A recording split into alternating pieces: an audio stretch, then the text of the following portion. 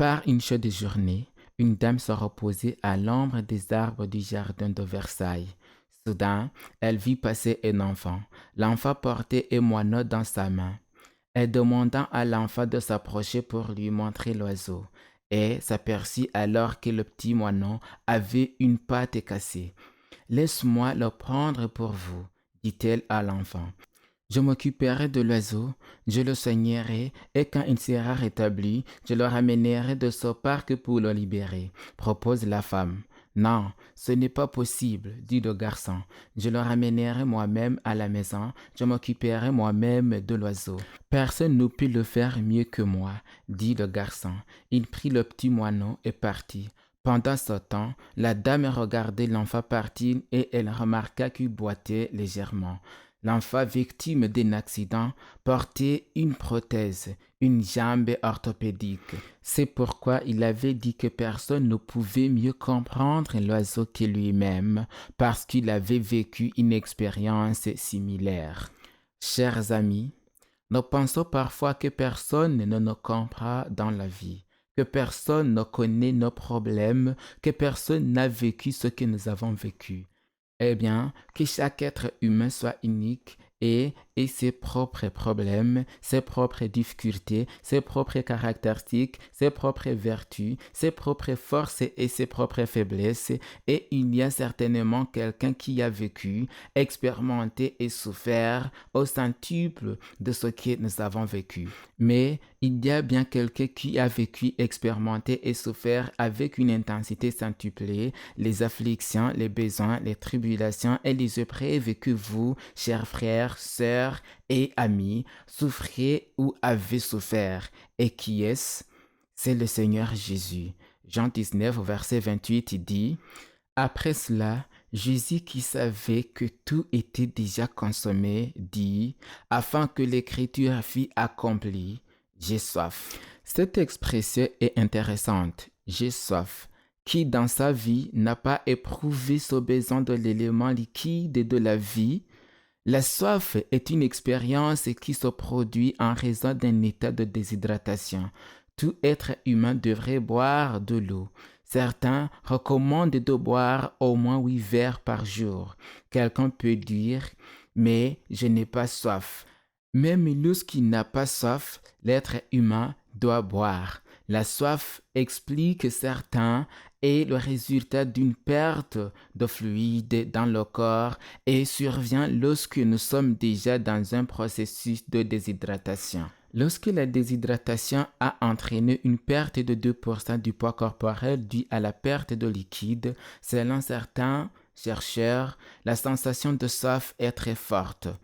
En revanche, si la déshydratation a épuisé 4% de notre poids corporel en liquide, nous ressentons des nausées et des vertiges.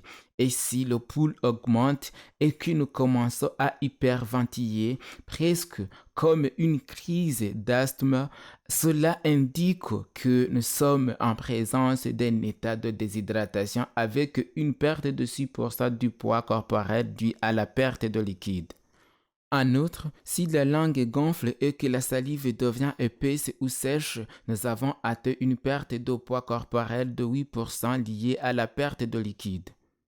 Jésus s'est retrouvé un jour dans une situation encore plus grave. Il avait passé toute la nuit éveillé depuis son arrestation dans le jardin de Gethsemane jusqu'au tribunal d'Annas, puis de Caïphe, un procès ici, puis là, recevant des coups de poing, sa barbe probablement arrachée, et à l'aube, il avait été emmené chez Pilate. Lorsque Pilate a découvert que Jésus était galiléen, il l'a envoyé à Hérode, qui, sans atteindre son but, l'a renvoyé à Pilate. Jésus avait été flagellé, il avait aussi porté le bois de la lourde croix et s'était effondré sous lui.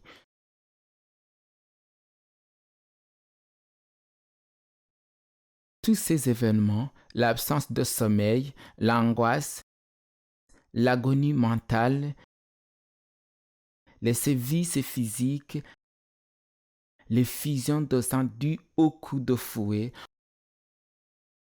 ont fait que Jésus s'est déshydraté et a prononcé ces mots « J'ai soif, j'ai soif ». Cela semble ironique, mais celui qui était le détenteur de la vie, le créateur des sources, des océans, des fleuves, celui qui avait dit je suis l'eau vive, celui qui croit en moi n'aura jamais soif. Mais à présent, il était suspendu à la croix et, plus que quiconque, il désirait boire l'élément liquide de la vie pour étancher sa soif.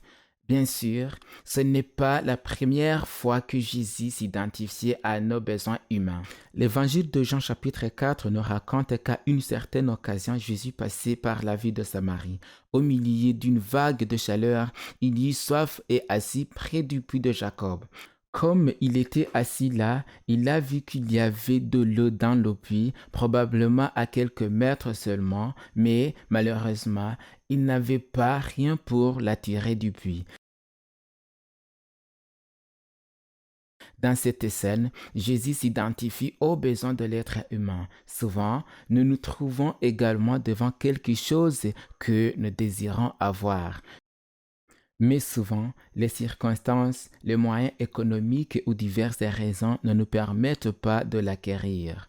Nous en restons au souhait, souvent un rêve frustré. C'est l'expérience que Jésus a vécue à cette occasion. Le livre d'Hébreux 4, versets 15 à 17, il nous dit que parce qu'il a aussi parcouru le chemin de la vie, l'expérience humaine, il a aussi connu les sentiments, les frustrations et les besoins de chaque être humain. Il comprend parfaitement ce que nous vivons.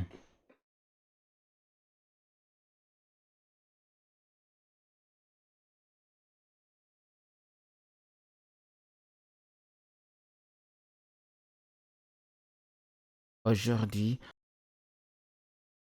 au milieu du XXIe siècle, à l'ère du développement scientifique et de la technologie, tous les besoins humains cherchent à être satisfaits. Mais il y a encore beaucoup de vide et beaucoup de soif du développement scientifique et de la technologie. Tous les besoins humains cherchent à être satisfaits.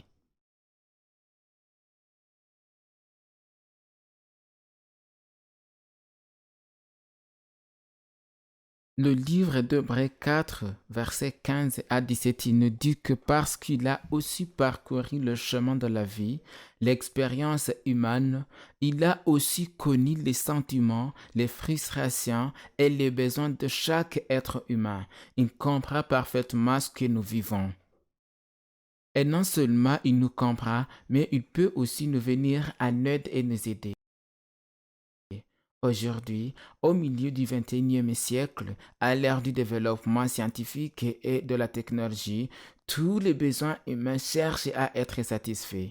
Mais il y a encore beaucoup de vide et beaucoup de soif. Le monde, à l'image de ce qui s'est passé il y a longtemps, a encore soif. Assoiffé de justice, assoiffé de paix, assoiffé d'amour.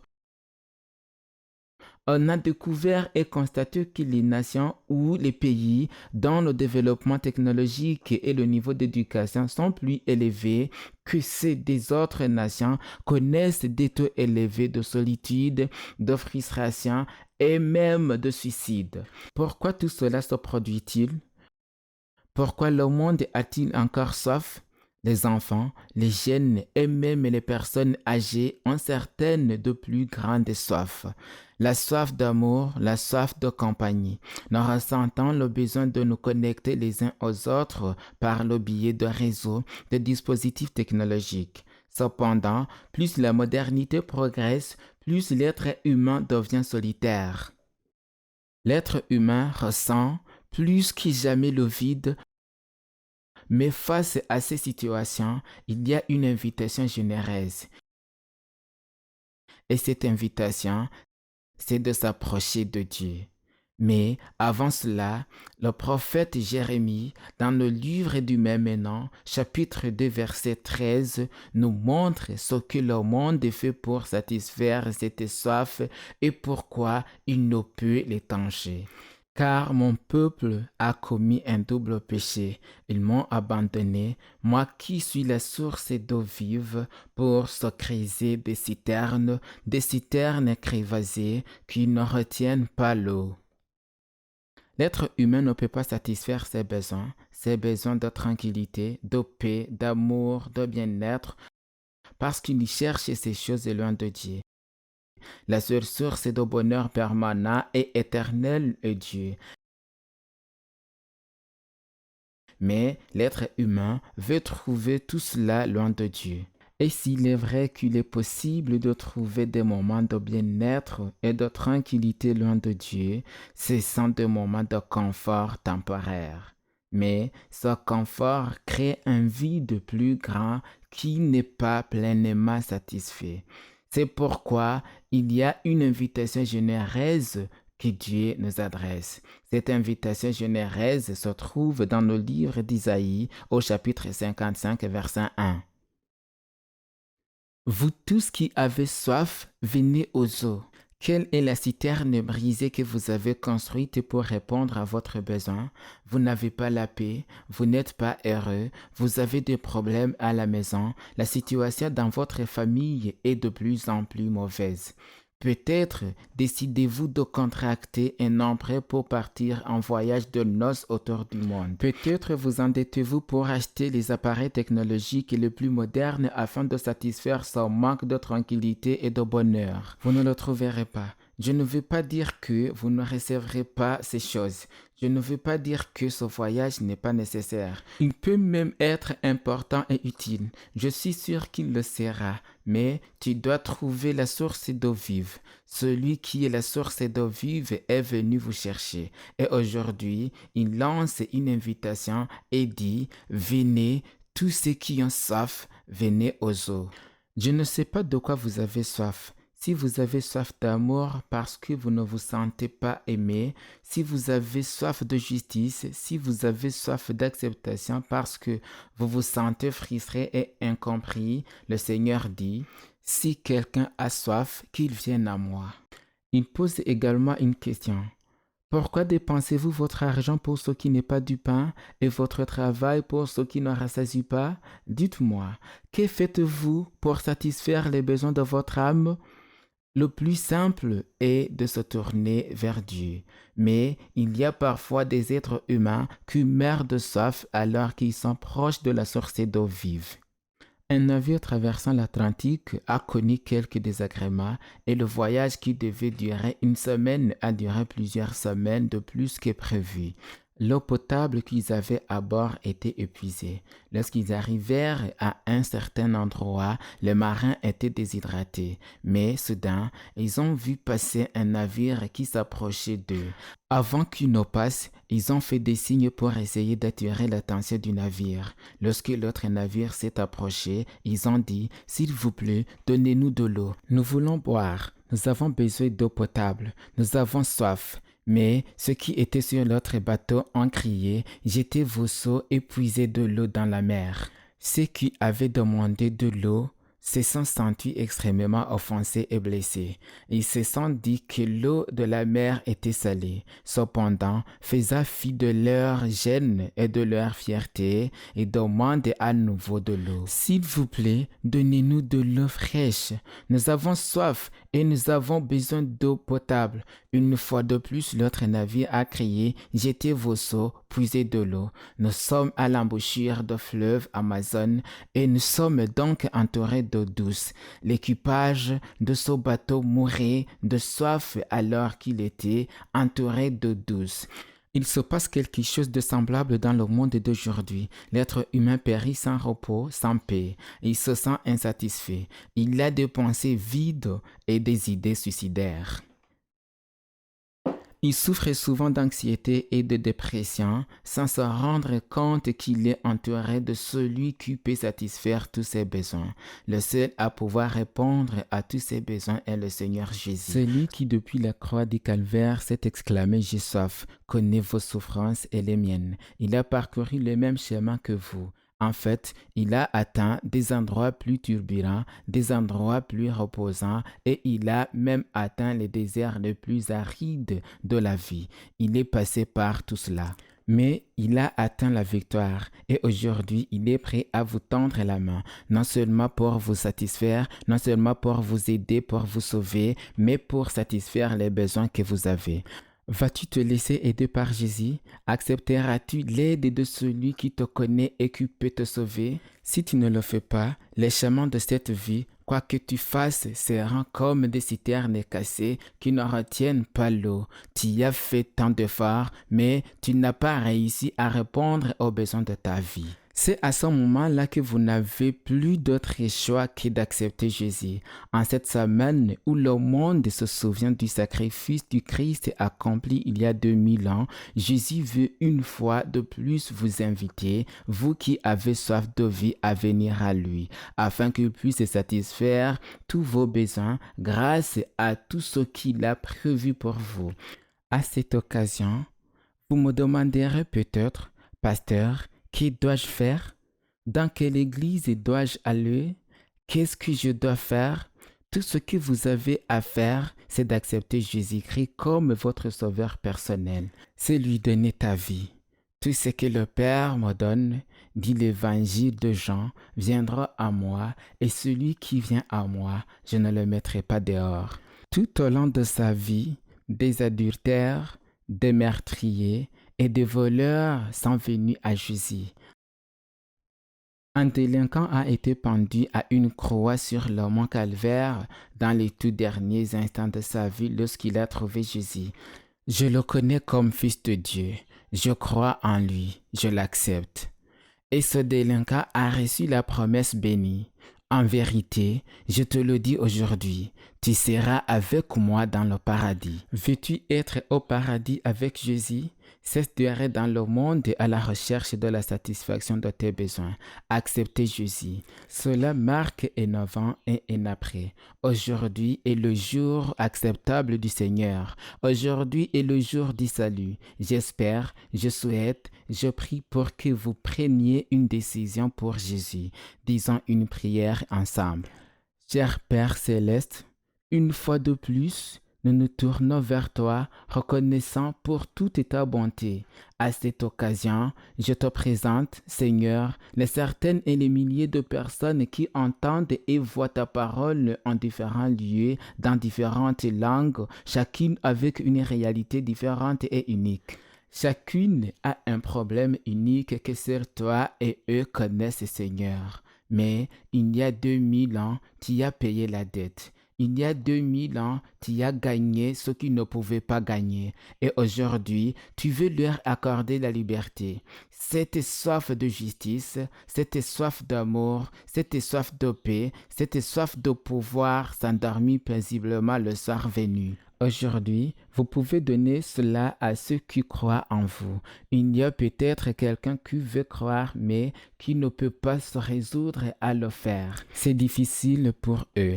Aide-les dans leur incrédulité. Prends-les dans tes bras et accorde-leur la victoire. Merci beaucoup, Père Céleste, d'avoir entendu notre prière. Merci beaucoup de toucher ces cœurs avec ton esprit et de les inviter à prendre la décision, à prier cette prière et à te donner leur vie. Et s'il y a quelqu'un qui n'a pas décidé de prendre cette décision, ne l'abandonne pas, Seigneur. Que ton esprit continue à les appeler et à les inviter à la repentance afin que, pendant qu'ils vivent et trouvent la grâce, ils puissent prendre la décision de revenir à toi. Merci de nous aimer, de nous sauver, de nous donner tout ce dont nous avons besoin par ton Fils. Nous prions au nom de Jésus. Amen. Amen. Chers amis et frères ou seuls, une fois de plus, nous avons terminé une réflexion sur la parole de Dieu. Veux-tu en savoir plus sur Jésus? Veux-tu apprendre à mieux le connaître? Veux-tu savoir comment le servir et vivre en communion avec lui pour pouvoir un jour franchir les portes dorées de la patrie céleste? Eh bien, aujourd'hui, tu as marqué un jour spécial. Tu as fait un beau premier pas en acceptant Jésus. Mais pour mieux le connaître, je vais t'inviter à suivre nos programmes. Des programmes comme celui-ci sur le site web suivant: www.labiblearaison.org. Vous y trouverez beaucoup de matériel important. Et si vous vous abonnez ou écrivez à l'email ou au site web ci-dessous. Vous trouverez beaucoup de matériel ainsi que de l'aide pour en apprendre plus sur Jésus et vous préparer pour le jour de sa venue. Que le Seigneur vous bénisse et accompagne vos décisions. Et aussi, si vous avez aimé ce message, n'hésitez pas à le partager avec d'autres afin qu'il soit une bénédiction.